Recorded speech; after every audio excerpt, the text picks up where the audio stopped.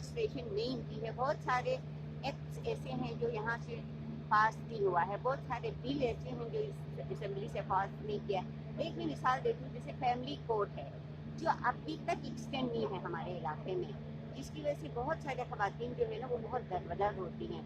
تو بہت سارے ہیں, وہ انشاءاللہ آپ لوگوں کے ساتھ میرا تعلق رہے گا تو میں ہر چیز کو ہائی لائٹ کروں گا. شکریہ. میں اپنے حلقے کے تمام لوگوں کا شکریہ ادا کرنا چاہوں گا, انہوں نے مجھے اسے سمجھا اور مجھے اسمبلی منتخب کر کے بھیج دیا. دوسرا, میں نیو الیکٹڈ ممبر ہوں اور میں ایک پولیٹیکل ورکر ہوں. ہم چاہیں گے گلگت بلتستان کا پائیدار امن, میری ترجیحات میں سب سے پہلے گلگت بلتستان کا پائیدار امن اور گلگت بلتستان کی خوشحالی, یہاں کی ترقی.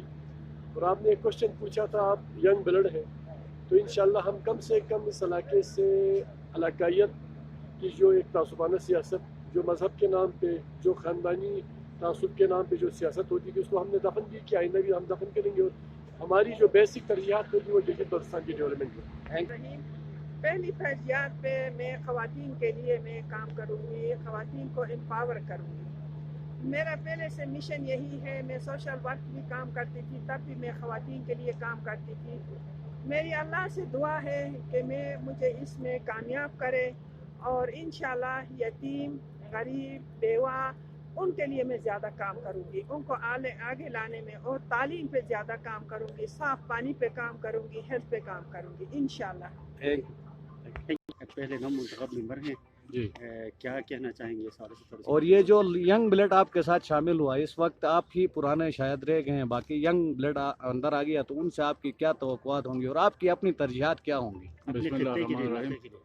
میں سب سے پہلے تو یہ کہوں گا کہ جو ینگ نوجوان اسمبلی کے ممبر آئے ہیں تقریباً تعلیم یافتہ لوگ ہیں, اور ہم ان سے توقع کریں گے کہ گلگت بلتستان کے امن کے لیے, گلگت بلتستان کے ترقی کے لیے یہ اپنا کردار ادا کریں گے.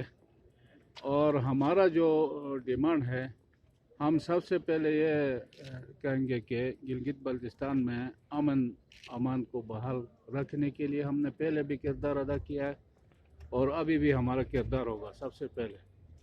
اس کے علاوہ جو ایشوز ہے, ترقیاتی ایشوز ہے, ایجوکیشن اور ہیلتھ کے مسائل ہے, یہاں کے بہت سارے مسائل ہیں, اس میں انشاءاللہ ہم کردار ادا کریں گے.